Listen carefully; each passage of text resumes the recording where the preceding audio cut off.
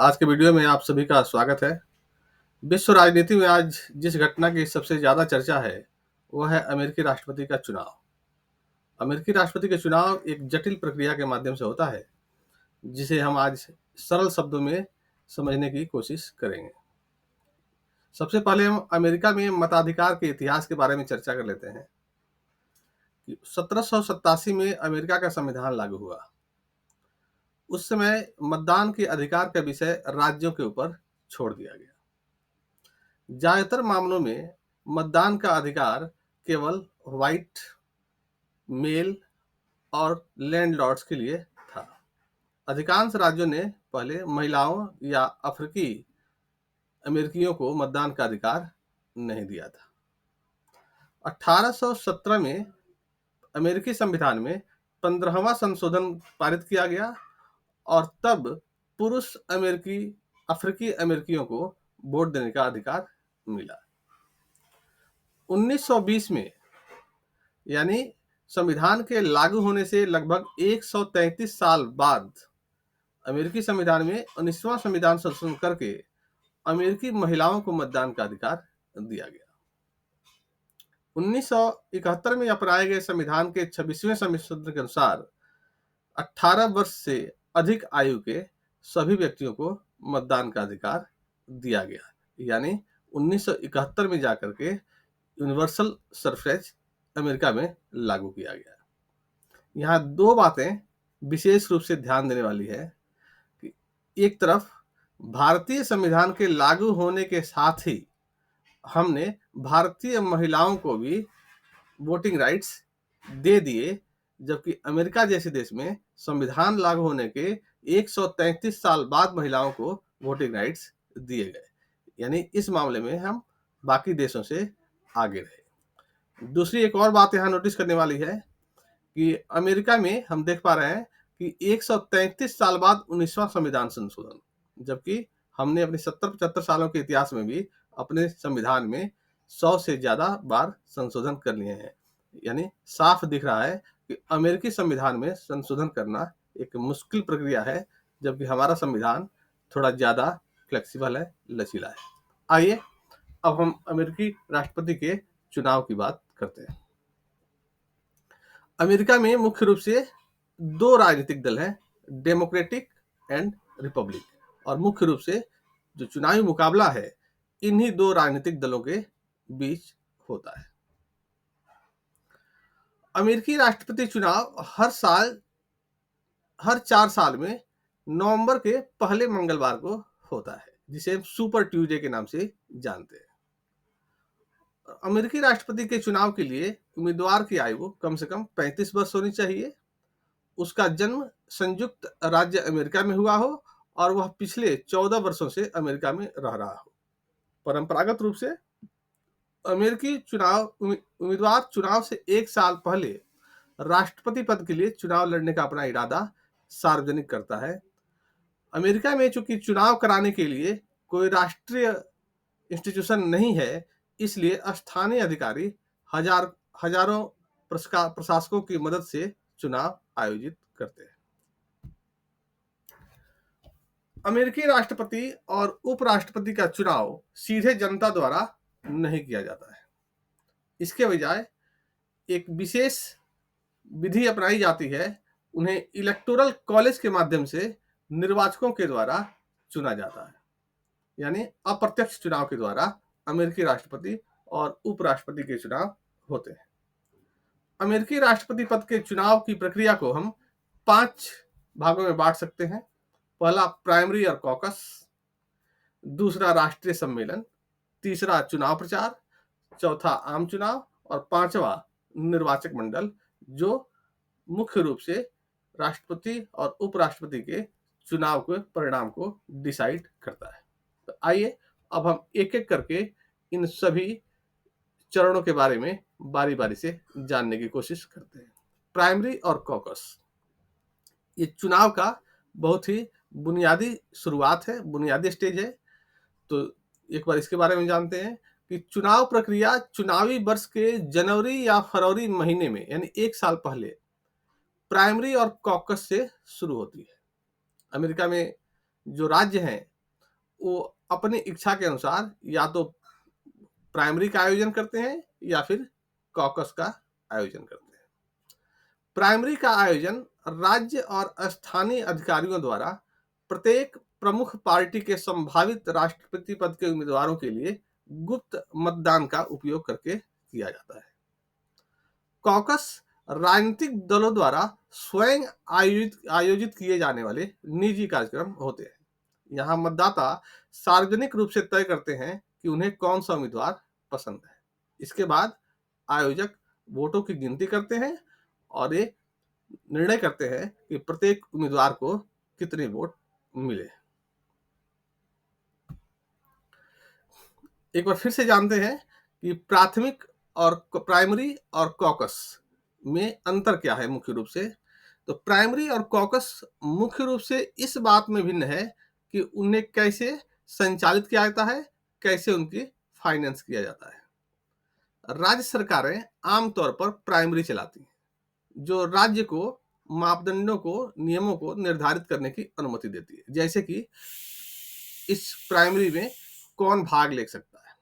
उदाहरण के लिए कुछ राज्यों में बंद प्राइमरी है जो केवल पंजीकृत पार्टी सदस्यों को वोट देने की अनुमति देती है। कई जगह खुले प्राइमरी है जो चुनाव से दूसरे लोगों को भी भाग लेने की अनुमति होती है। कॉकस पंजीकृत पार्टी सदस्यों के बीच की बैठकें होती हैं जिन्हें राजनीतिक दल खुद चलाते हैं। और 2016 के बाद हम देखते हैं तो कम से कम 10 राज्यों ने कॉकस से प्राइमरी सिस्टम में स्विच किया है, यानी राज्य जो है वो प्राइमरी सिस्टम को ज्यादा प्रेफरेंस देते हैं। प्राइमरी और कॉकस की प्रक्रिया के बाद नेशनल लेवल पर राष्ट्रीय सम्मेलन होता है। प्रत्येक राज्य में प्राइमरी और कॉकस पूरा हो जाने के बाद एक राष्ट्रीय सम्मेलन आयोजित किया जाता है जिसमें राष्ट्रपति पद के लिए किसी पार्टी के नामांकन की औपचारिक रूप से जनता के सामने घोषणा की जाती है। सम्मेलन के दौरान निर्वाचित प्रतिनिधि किसी पार्टी के उम्मीदवार के लिए अपना वोट डालते हैं और सबसे ज्यादा प्रतिनिधियों वाले उम्मीदवार को पार्टी का नामांकन मिल जाता है और पार्टी कैंडिडेट के रूप में देश के सामने उम्मीदवारी पेश करता है। सम्मेलन के अंत के साथ ही अब आम चुनाव की प्रक्रिया शुरू हो जाती है। प्रत्येक सम्मेलन में राष्ट्रपति पद का जो चुना गया उम्मीदवार है वह एक उपराष्ट्रपति उम्मीदवार को चुनता है और राष्ट्रपति के साथ साथ उपराष्ट्रपति के लिए भी वोटिंग होती है। चुनाव प्रचार प्राइमरी, कॉकस और राष्ट्रीय सम्मेलनों के माध्यम से प्रत्येक राजनीतिक दल से एक उम्मीदवार चुने जाने के बाद चुनाव प्रचार शुरू होता है। ये उम्मीदवार देश भर में यात्रा करते हैं, आम जनता को अपने विचार और योजनाएं बताते हैं और संभावित मतदाताओं का समर्थन जीतने की कोशिश करते हैं। इसके लिए रैलियां की जाती हैं, डिबेट्स किए जाते हैं और विभिन्न प्रकार के एडवर्टाइजमेंट चुनाव प्रचार में किए जाते हैं।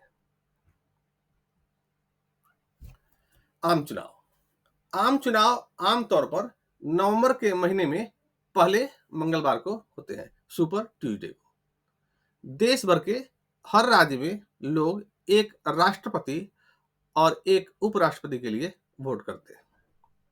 अब यहां ध्यान देने वाली बात है कि जब मतदाता वोटिंग कर रहे होते हैं तो कई आधुनिक मतदाता यह जानकर आश्चर्यचकित हो सकते हैं कि जब वे राष्ट्रपति पद के लिए अपने उम्मीदवार का चयन करने के लिए मत दे रहे होते हैं तो वे अपने साथी अमेरिकियों के लिए वोट दे रहे होते हैं जिन्हें इलेक्टोरल्स कहा जाता है। और इस तरह से एक इलेक्टोरल कॉलेज के लिए ये वोट दिया जाता है। भले ही यूएसए में अधिकांश लोग किसी उम्मीदवार को वोट देते हैं, लेकिन इसका मतलब यह नहीं है कि वह राष्ट्रपति चुनाव में जीत जाएगा। ऐसे कई उदाहरण हैं जहां लोकप्रिय वोट जीतने वाला उम्मीदवार चुनाव हार गया। जब मतदाता कैंडिडेट को वोट दे रहा होता है तो उसे पॉपुलर वोट कहा जाता है और इस पॉपुलर वोट के आधार पर इलेक्टोरल कॉलेज के इलेक्टर्स चुनाव जीतते हैं या हारते हैं। और राष्ट्रपति और उपराष्ट्रपति का चुनाव इलेक्टोरल वोट्स के ऊपर डिपेंड करता है। तो कई बार ऐसा देखा गया है कि कोई कैंडिडेट पॉपुलर वोट ज्यादा पाने के बावजूद भी चुनाव हार जाता है, क्योंकि उसे इलेक्टोरल कॉलेज में बहुमत नहीं मिलता है। चुनाव जीतने के लिए एक उम्मीदवार को 270 से अधिक इलेक्टोरल वोट हासिल करने की जरूरत होती है। इलेक्टोरल कॉलेज के बारे में एक बार देख लेते हैं कि चुनाव के दिन मतदाता मतदान स्थल पर जाते हैं और अपने पसंदीदा उम्मीदवार के लिए वोट करते हैं।